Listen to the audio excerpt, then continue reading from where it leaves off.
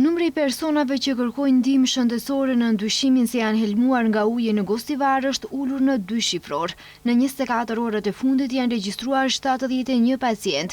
Sipas ministrit të Shëndetësisë Sasho Klykovskit, faktori kryesor për këtë përmirësim qëndron në faktin se ditët e kaluara është bërë klorizimi i duhur dhe i rregullt i ujësjellësit të Gostivarit.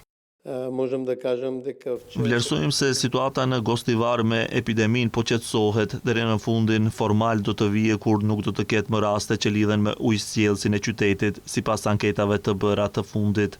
Ky përmirësim është për shkak të pastrimit të ujit dhe mundësimit të përdorimit të tij si ujë teknik. Kryeministri Hristijan Mickoski njoftoi se pas klorizimit të ujit në Gostivar, tani është shfaqur një bakterie e re. Водата во Гостивар останува да се користи како техничка, без да има насоки за да биде истата користена за пиење и готвење.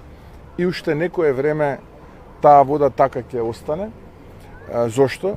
Затоа што сега веќе во инсталацијата ги нема оние фекални колиморфни бактерии, како што се нарекува, но се појави една нова резидуална бактерија која што во инсталациите е присутна поради тоа што долго време тие не биле користени, а сега со прочистување на истите и со хиперхлорирањето се појавува во самите инсталации. Очекувам и овој предизвик да биде надминат. Gjithashtu ai bëri thirrje prokurorisë që të hetojë se përse në vitin 2021 janë injoruar mbi 400 denoncime për ujë të ndodhur. Ndalesa për përdorimin e ujit në Gostivar u vu më 17 kurrik nga Agjencia e Ushqimit dhe Veterinarisë, e cila është ende aktive. Gjithsej nga uji dyshohet të jenë helmuar rreth 4000 qytetar, ndërkohë prokuroria ka nisë hetim për shkaktarët e epidemisë në Gostivar, gjendje e cila u konstatua dhe u shpall më 18 kurrik.